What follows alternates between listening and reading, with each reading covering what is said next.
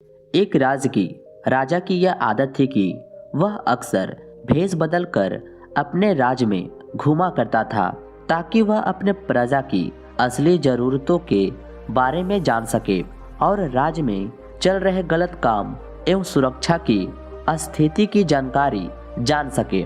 ऐसे ही एक दिन अपने मंत्री के साथ भेष बदलकर घूमते हुए वह अपने राज्य के अंतिम छोर तक पहुंच जाता है। वहां पहुंचकर राजा एक बेहद चौंकाने वाला घटना देखता है।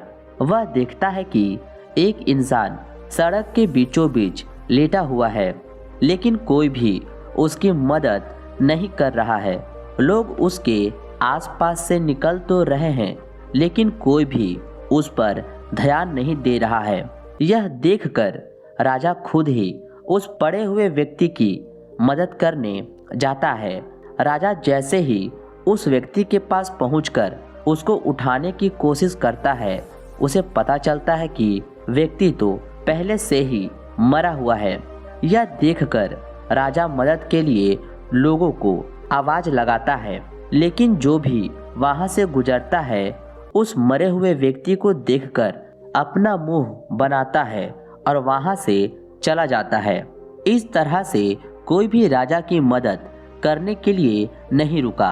अंत में राजा ने वहां से गुजरने वाले एक व्यक्ति का हाथ पकड़कर उसे रोकते हुए पूछा, मैंने लोगों को इसकी मदद के लिए आवाज लगाई, लेकिन कोई भी इसके पास तक नहीं आना चाहता है। आखिर ऐसा क्या बात है कि लोग इस व्यक्ति को छूना तक नहीं चाहते। यह सुनते ही उस व्यक्ति ने मुंह बनाते हुए जवाब दिया, सब इसके कर्मों का फल है। यह हमारे नगर का सबसे बड़ा पापी है। इसने अपने पूरे जीवन काल में सिर्फ बुरे कर्म ही किए हैं। यह कहते हुए वह व्यक्ति वहां से चला गया। उस राहगीर के मुंह से ऐसी बातें सुनकर राजा अपने मंत्री के मदद से उस मृत व्यक्ति को उठाता है और लोगों से पता पूछकर उसे उसके घर तक ले जाता है।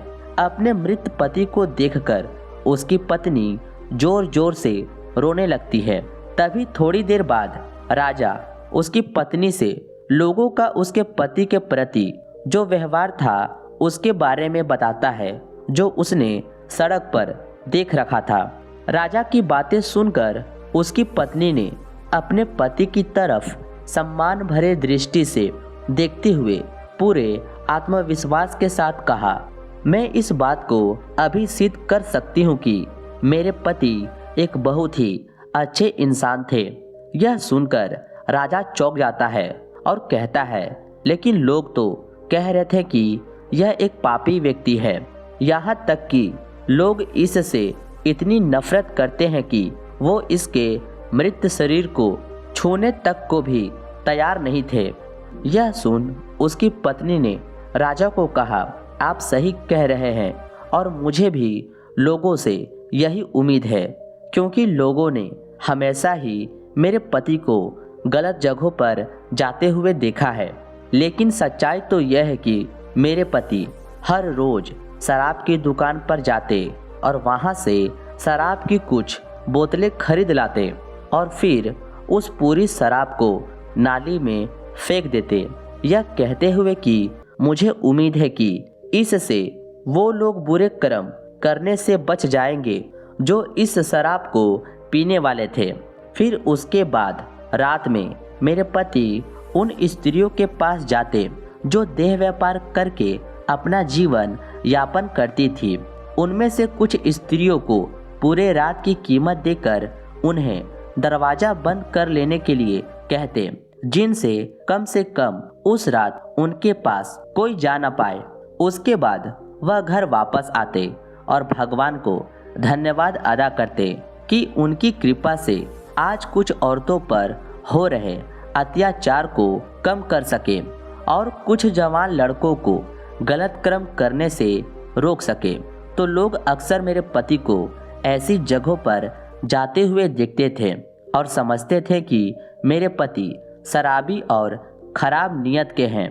मैं अक्सर अपने पति से कहती थी कि याद रखना, जब तुम मरोगे तो कोई तुम्हें छुएगा भी नहीं और तुम्हारी अर्थी को भी कोई कंधा देने वाला नहीं होगा। मेरी इस बात पर अक्सर मेरे पति हंस देते और कहते, तुम देखना, मेरी अंतिम यात्रा पर स्वयं राजा और इस शहर के सबसे बड़े और सम्मानित लोग मेरे अर्थी को कंधा देंगे और मेरे अंतिम क्रियाक्रम को पूरा करेंगे। उसकी पत्नी के मुंह से ऐसी बातें सुनकर राजा की आंखों में आंसू आ गए और उसने कहा, मैं ही इस राज का राजा हूँ और कल सुबह मैं और मेरे मंत्री इसकी आखिरी यात्रा पर इसकी अर्थी को कंधा देंगे और इसका अंतिम संस्कार करेंगे।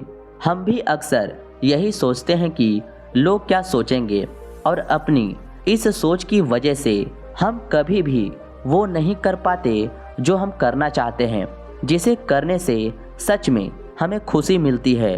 तो इस कहानी से हमें यह सीख मिलती है कि लोग क्या कहेंगे इस बात की परवाह किए बिना हमें वो करना चाहिए जो करना सही है, जिसे करने से हम सच में खुश रह सकते हैं।